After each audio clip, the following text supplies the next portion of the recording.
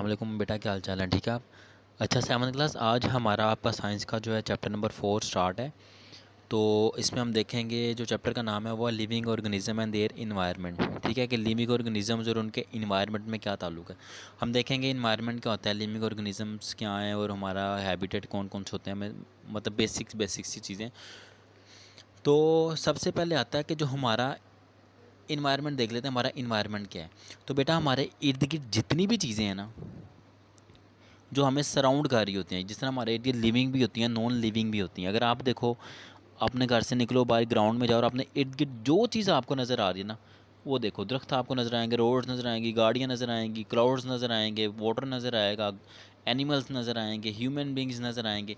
ये सारी चीज़ें मिलकर आपका इन्वायरमेंट बना रही होती हैं। ठीक है ना। Everything which surrounds the living organism is called environments.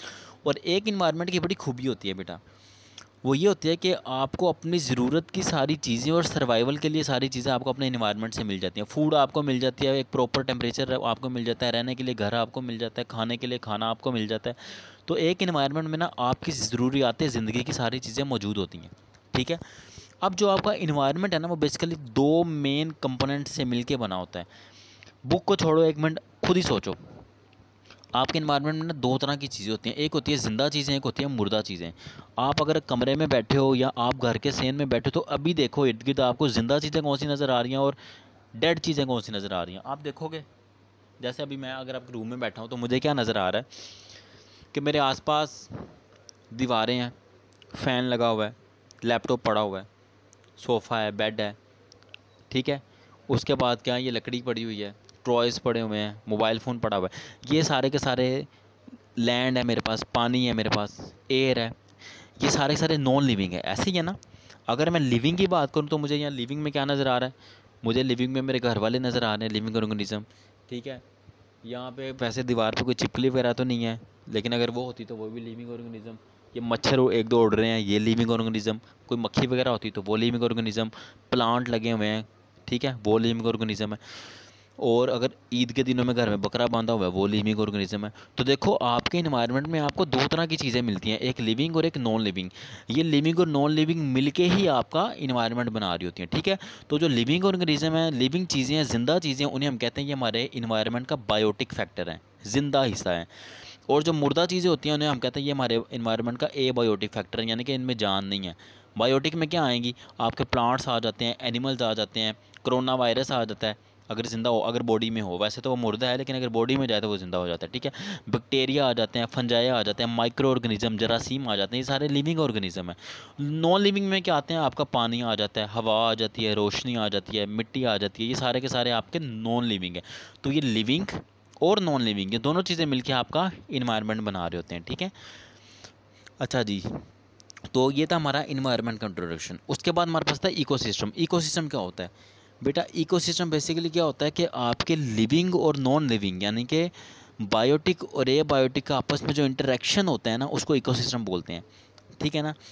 कि जो आपका और आपकी जो लिविंग ऑर्गेनिज्म है, उनका और नॉन लिविंग का इंटरेक्शन, जैसे अगर आप बेड पे बैठे हुए या मिट्टी पे लेटे हुए, तो आप लिविंग, और जहाँ आप लेटे हुए वो नॉन लिविंग है। तो लिविंग और नॉन लिविंग का जो आपस में इंटरेक्शन हो रहा होता है ना, उसे हम कहते हैं हमारे पास इकोसिस्टम है।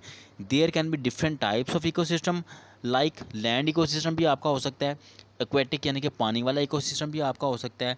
उसके बाद आपका क्या उसे कहते हैं, डेजर्ट्स का जो होता है, रेत वाला, जहाँ पे रेत ही रेत होती है, वो इकोसिस्टम आपका हो सकता है। ठीक है ना। डिफरेंट फैक्टर्स होते हैं जो आपके इकोसिस्टम को डिफाइन कर रहे होते हैं, जैसे सोइल, फिर वहाँ पे वेदर कंडीशंस क्या हैं, क्लाइमेट कैसा है वहाँ पे, और किस तरह के वहाँ पे लिविंग ऑर्गेनिज्म रहते हैं। देखो ना, सर्दी में देखो, अगर सर्दी वाले इलाके हैं तो वहाँ पे ख़ास तरह के जानवर हैं। रेगिस्तान में ऊँट वगैरह वो ख़ास तरह के जानवर हैं। शहरों में आओ तो वहाँ पे ख़ास तरह के जानवर हैं। तो इकोसिस्टम के चेंज होने से जानदारों का हैबिटेट, रहने की जगह भी चेंज हो जाती है। ठीक है। अब हैबिटेट क्या होता है बेटा? हैबिटेट होता है कि आपके एनवायरनमेंट का वो हिस्सा जहाँ पे लिविंग ऑर्गेनिजम्स रह रहे होते हैं ना, उसको हम हैबिटेट बोलते हैं। ठीक है। अब हैबिटेट में दो चीज़ें आती हैं, एक आती है कम्युनिटी और एक आती है पॉपुलेशन। हैबिटेट तो हो गया ना कि आपके इन्वायरमेंट का वो ख़ास हिस्सा जहाँ पे लिविंग ऑर्गेनिज्म रह रहे होते हैं। देखो ना, आपके इन्वायरमेंट में हर जगह तो नहीं रह रहे ना। मैं कहूँ जी कि आतिशिफिशियल लावे में जानदार रह रहे हैं, तो ऐसा तो पॉसिबल नहीं है। तो हर जगह तो जानदार नहीं रह रहे होते, कई ऐसी जगह हैं जहाँ पे जानवरों का नहीं रहा जाता। अंटार्कटिका में कैसे जानवर रह सकते हैं? तो वो ख़ास हिस्सा जहाँ पे लिविंग ऑर्गेनिज्म रह रहे होते हैं, उसे हम क्या बोलते हैं, वो हमारा हैबिटेट है। ठीक है। अब देखो, एक आती है कम्युनिटी और एक आती है पॉपुलेशन। कम्युनिटी क्या है कि a group of different living organism sharing a common habitat, कि डिफरेंट लिविंग ऑर्गेनिज्म है लेकिन उनका हैबिटेट एक ही है। जैसे मैं एग्जांपल देता हूँ जंगल की। जंगल में देखो कीड़े मकोड़े भी हैं, सांप भी हैं, ठीक है, वहाँ पे शेर भी हैं और इतने जानवर हैं, लेकिन रह एक ही जगह पे रहे हैं, ठीक है ना। तो वो क्या बना रहे हैं, कम्युनिटी बना रहे होते हैं, ठीक है। अब देखो डिफरेंट टाइप्स के जानवर हैं लेकिन एक जगह पे रह रहे हैं, वो क्या बना रहे हैं, कम्युनिटी बना रहे हैं। लेकिन एक चीज़ होती है पॉपुलेशन, वो क्या होती है, while a group of living organism of same kind living at same place at the same time. आप सारे के सारे इंसान हो, लाहौर में रह रहे हो, एक ही वक्त में रह रहे हो, जिस तरह अभी मैं घर पे हूँ, आप अपने घर में हो, हम सारे एक जैसे हैं, एक ही जगह पे रह रहे हैं, एक ही तरीके से रह रहे हैं, हम लोग क्या हैं, पॉपुलेशन है, ठीक है। तो डिफरेंट लिविंग ऑर्गेनिज्म रह रहे हो एक जगह पे, तो वो क्या है, वो कम्युनिटी है। लेकिन एक ही तरह के लिविंग ऑर्गेनिज्म एक जगह पे रह रहे हों और एक ही तरह के हों सारे के सारे, तो उन्हें हम कहते हैं क्या, पॉपुलेशन है। क्लियर है। अच्छा जी, अब हमारे पास हैबिटेट्स की डिफरेंट जो मैंने आपको टाइप्स बताई थी। So today we will discuss two of M. Number 1 हमारे पास आती है ग्रास लैंड, ठीक है ना, ग्रास लैंड हैबिटेट जहाँ पे घास वगैरह होती है ज़्यादा। दूसरा हमारे पास आता है एक्वाटिक यानी कि पानी वाला। बेटा घास का आपको पता है घास क्या होती है, पौधे शौधे दरख्त वगैरह, फूल फल, खुशहाली, रौनक, ये होता है ना। सिंपल सी बुक को छोड़ो, खुद ही सोचो, एक ग्रास लैंड है जहाँ पे घास ही दूर दूर तक ऐसे जरखेज़ी खूबसूरत ज़मीन है, वहाँ पे क्या होगा, नंबर 1 वहाँ पे दूर दूर तक घास होगी, दूर दूर तक दरख्त होंगे, दरख्तों पे फल होंगे, ठंडी हवाएं होंगी, पानी होगा, ये सारी चीज़ें आगे, मिट्टी होगी, बड़ी जरखेज़ ज़मीन होगी, वहाँ पे अच्छे अच्छे पौधे उगेंगे, अच्छी अच्छी घास उगेगी। फिर वहाँ पे क्या होगा, उस घास को खाने के लिए वहाँ पे गायें भैंसें होंगी, वहाँ पे बकरियाँ होंगी, वहाँ पे भेड़ें होंगी, ठीक है ना, वहाँ पे हिरन होंगे, डियर वगैरह, शीप गोट वगैरह होंगी, ये हो गया।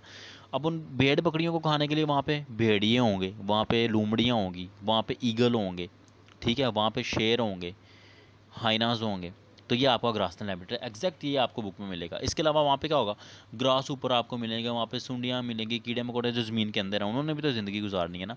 तो ये आपका ग्रासलैंड हैबिटेट, आपको बुक से पढ़ने की ज़रूरत ही नहीं है, आप आंखें बंद करके खुद ही सोचो, आपके जेहन में पूरा का पूरा ग्रासलैंड हैबिटेट आ जाएगा।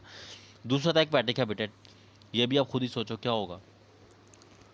आपने नेशनल ज्योग्राफिक देखा होगा ना, एक्वेरियम घरों में पड़े देखे होंगे, क्या होता है उसमें, पानी होता है सबसे पहले तो, फिर पानी के अंदर कुछ पानी वाले पौधे लगे होते हैं, फिर वहाँ पे ह्यूज वैरायटी ऑफ ऑर्गेनिज्म होते हैं, वहाँ पे मछलियाँ होती हैं, वहाँ पे कछुए होते हैं, वहाँ पे शार्क फिश होती हैं, वहाँ पे प्लांट्स होते हैं, वहाँ पे अजीबोगरीब तरह के ऑक्टोपस होते हैं, कितना कुछ आपको मिलता है ना।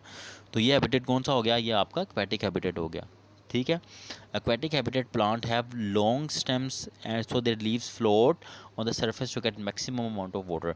कि जो आपके प्लांट्स वाले aquatic habitat के जो प्लांट्स होते हैं ना, उनके पत्ते ज़रा लंबे होते हैं, ताकि ना, क्योंकि देखो प्लांट नीचे लगे होते हैं, तो आपको पता है प्लांट को अपनी खुराक बनाने के लिए सनलाइट भी तो चाहिए ना।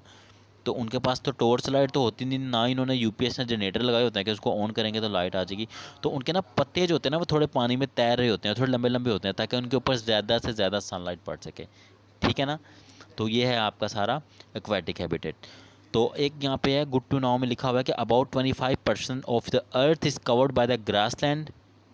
आपकी ज़मीन का जो 25% है ना, बाई होम वो किसका कंसिस्ट है, यानी कि आपकी ज़मीन पे 25% जो हिस्सा है वो ग्रास लैंड हैबिटेट का है। एवरी कहाँ गया, हाँ, every continent in the world occupied with the grass land biome except Antarctica. क्या वो कह रहा है कि आपके जो जितने भी बराज़म हैं, जितने भी खित्ते हैं ना, जितने भी कंटिनेंट्स वगैरह आपके, सब के सब में ग्रास लैंड हैबिटेट ज़रूर है, सिवाय अंटार्कटिका में, क्योंकि बेटा अंटार्कटिका में बर्फ़ बहुत ज़्यादा है, ठीक है ना। तो वहाँ पे पौधों का उगना सर्वाइव करना इतना ज़्यादा ईजी नहीं होता। फिर लिखा हुआ earth oceans are habitat for about 230,000 known species, कि यहाँ पे जो आपका समुंदर है वहाँ पे आपको 2,30,000 तक स्पीशीज़ मिल सकती हैं। Scientist have explored only 5% of the world oceans. Scientist ने अभी तक उनको कितनों को एक्सप्लोर किया, सिर्फ 5% को एक्सप्लोर किया। So a lot more is to be discovered in the future, कि फ्यूचर में आप अक्सर आप देखते हो कि ये नया जानवर डिस्कवर हुआ, ये नया जानवर मिल गया, पानी में मिल गया, या मिल गया, क्योंकि अभी इतने सारे जानदार अल्लाह ताला ने पैदा किए हुए हैं कि साइंस इस लेवल तक नहीं पहुंची कि सब देखो ना, समुद्र की तह में कितने जानवर हैं, इतना तो किसी के पास टाइम नहीं है और इतनी तो कोई मशीनें नहीं हमारे पास अभी तक आई कि हम हर किसी को देख सकें। तो वो यही कह रहा है कि अभी तक 23,000 और 2,30,000 से ज़्यादा स्पीशीज़ हैं, जो एस्टिमेट एक अंदाज़ा लगाया हुआ है, गिनी तो नहीं किसी ने, एक एस्टिमेट है, लेकिन अभी तक 5% तक को उन्होंने एक्सप्लोर किया। अभी इतनी सारी स्पीशीज़ ऐसी हैं जिनको एक्सप्लोर नहीं किया, but in the future the science will be at that level that they can explore more and more species in the oceans.